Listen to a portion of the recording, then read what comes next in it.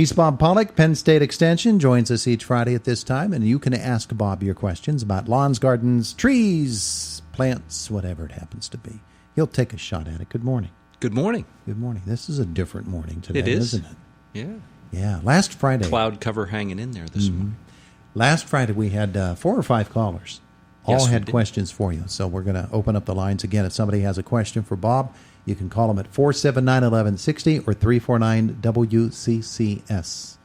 349-9227. Okay, 479-1160 or 349-9227. So we look outside and it's a fall-like morning, isn't it? It is. Yeah. A little breezy, A little scary. cloudy. Yeah. A little scary. Well, it just seems like I was here yesterday. So Because somebody, that's one of the workers there that's going up the street. We allow him. well, we hope so. You're assuming so. Yeah. Well, he's got the vest on. Yeah. Well, see. So with the weather the way that it is, it sort of reminds us that even though we're still in the midst of summer, we're looking ahead to a fall season. And do we need to make adjustments, for instance, in the way we're mowing the lawn?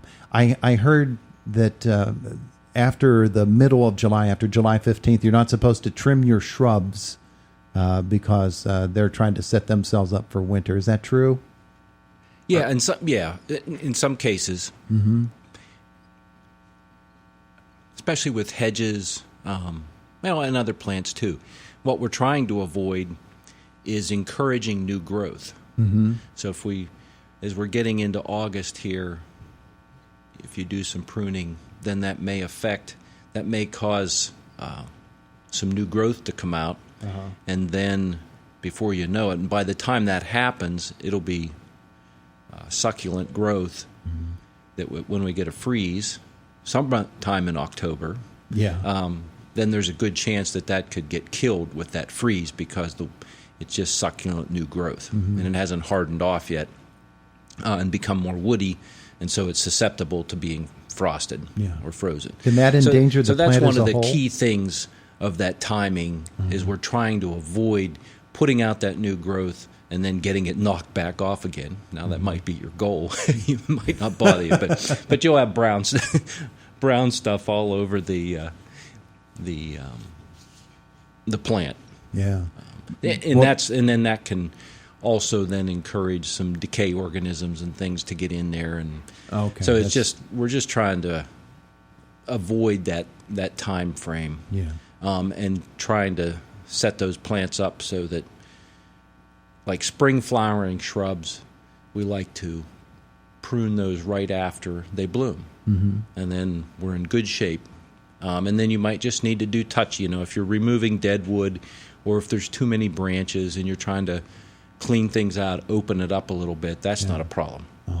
But that shearing activity, where you're removing, you're just tipping back the whole entire plant, that's where a lot of times we'll encourage that new growth, and then we can get into trouble by doing it at this time of the season.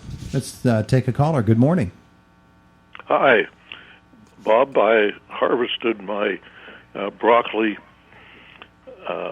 this week, and my wife informed me that in addition to the usual green caterpillars that we find, there are also brown caterpillars, and I wonder if you could enlighten me as to about those brown caterpillars, since we haven't seen them before. Brown broccoli worms.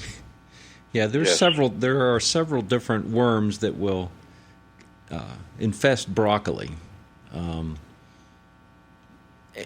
The other thing that can happen is sometimes the worms can be different colors. They won't always be green. That there can be variations in the color of them. But it's the same worm? But it's the same, yeah. Okay. Yeah. But there are a couple different worms that will attack broccoli and cabbage and cauliflower, all those brassica crops and cole crops. So it could be a different one, but it also could be the same as they go through different stages. As those little caterpillars grow in size, sometimes they will change color. Oh. So nothing to worry about. I use the BT. result is the same. You use what, Dave? From their feeding. Oh, I you use BT okay. on them, on my broccoli, and it didn't seem to be extremely successful unless I didn't apply it often enough. Yeah, and so he's referring to BT, which is Bacillus thuringiensis, which is actually a bacteria, a strain of bacteria that is very effective, usually on a lot of different worms. Except against these fellows. Yeah, or and it could have been timing. They'll slip in. Yeah. Just depending on when those eggs were laid and when they hatched. If the BT wasn't there, if it got washed off, or if the time frame we went too long, then it won't be effective at that particular time. Okay. So thanks a lot, Bob. Hey, you're welcome. The good thing is that hopefully it didn't do that much damage. Sometimes they'll be down in there, and then when you stick them in the water to cook it, then the worms come to the surface. You hope they come to the surface. If they're tangled up down there in the we had so many broccoli worms this year, just scooting through that water. We had to really, really pay attention. Sift out the water to get the floret by floret. That person hung up, so we didn't get through to that person quickly enough. So, if you want to call 479-1160, and that's a situation where that doesn't destroy the crop. No, it's still good. Yeah. You pick off the worms and you're going to cook Stick it anyhow. in boiling water anyway. Yeah. So you're good. The broccoli is good. Because it's hard. They really blend in, and they'll go down in below the surface of the curd there. And they can hide down there. It's like a jungle. Yeah, broccoli's firm and thick and dense on top, and so you almost have to look at it from the bottom up to sometimes see the worms. Good morning. Good morning. I just have a quick question for Bob. My peonies, the tops of them, the green part, is still green. Do I have to wait till that browns and dies before I trim those off? Yeah. Or can I trim them off now? Yeah, if you're just trying to trim the tops off. Right, yes. Not cut the whole thing back. The green part. Yeah, No, you can do that now. Okay. Thank you. The plant itself, it's going to die back when it's time. So it's nice to leave that foliage there. Being a herbaceous perennial, meaning the crown of the plant is perennial. It's going to survive from year to year. The foliage dies back once it either matures or we have a freeze or frost to have it die back in the fall. So as long as that foliage is there, and it's similar to what bulbs do, bulbs will die back, that foliage will die back on its own pretty well, and then you can just clean that up. But it's good to leave it there so that plant can take in as much energy as it can to feed the crown and keep it a healthy plant. Okay, thank you very much. You're welcome. All righty, bye-bye. 7:56 now, so no time for any more callers. Yeah, essentially deadheading, which we do on a lot of different flowering plants, which can be helpful just to get those spent blooms off of there. And sometimes it's good to just do that for the health of the plant, and sometimes that also then keeps it flowering well. So some things it doesn't make a big difference, and other things it's helpful. We were talking a bit earlier about what to do as the fall approaches. Any other preparatory steps we need to make as we're going to get to the time when in another month the trees are going to begin to say to themselves, all right, it's time to take a nap. And lawns are going to slow down and all of those things. Right. Well, the lawn might speed up a little bit for a while.